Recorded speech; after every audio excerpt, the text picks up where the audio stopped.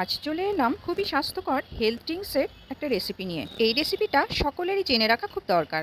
নমস্কার, আমি মধুপর্ণা। এখানে আমি নিয়ে নিয়েছি কয়েক রকমের সবজি, যার মধ্যে রয়েছে এই তো গাজর, শসা, আর এখানে নিয়েছি আমলকি, একটা মাঝারি মাপের টমেটো নিয়ে নিয়েছি, এক টুকরো আদা নিয়েছি, তবে এতটা লাগবে না আমার। আর শাকের মধ্যে নিয়েছি পাট শাক। আর এখানে রয়েছে চিয়া সিড, মানে হলো ওই চিয়া বীজ। মুদিখানার দোকানে, মলে বা অনলাইনে এখন এই চিয়া সিড খুবই ইজি অ্যাভেলেবেল। এবার সব সবজি ছোট ছোট করে কেটে নেব। খুব উপকারী এই পানীয়টি এইভাবে বানিয়ে কয়েকদিন খেয়ে দেখলেই বুঝতে পারবেন এর উপকারিতা হবে। আমি কি বানাতে চলেছি সেটা যদি এখনো কেউ না বুঝে থাকেন, তাহলে বলে দিই, এই পানীয়টি এখন ডিটক্স ওয়াটার নামে সকলের কাছে পরিচিত।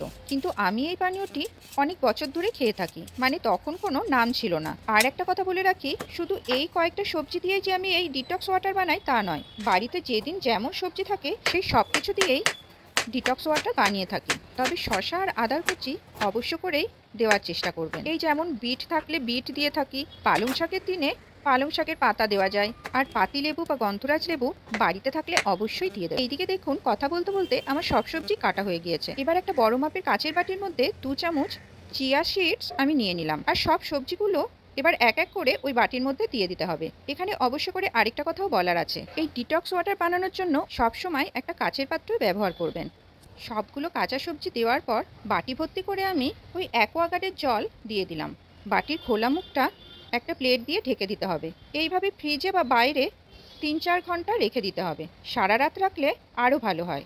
আমি সারা রাত রাখার পর ফ্রিজ থেকে বাটিটা বের করে ঢাকনা সরিয়ে, কাচের বাটি থেকে ঢালতে অসুবিধা হবে তার জন্য একটা স্টিলের বাটিতে আমি পুরো সবজি সমেত জলটা ঢেলে নিলাম। এবার একটা কাচের গ্লাসে ডিটক্স ওয়াটারটা ঢেলে নিতে হবে। ছাঁকনি দিয়ে ছাকার কোনো প্রয়োজন নেই, সবজিটা বাদ দিয়ে জলটা আমি ঢেলে নেব। সকাল থেকে সারা দিনে অল্প অল্প করে এই জলটা আমি খেয়ে থাকি, আর এই সবজিগুলো স্মুদি বানিয়ে ব্রেকফাস্টে খেয়ে নিতে পারেন।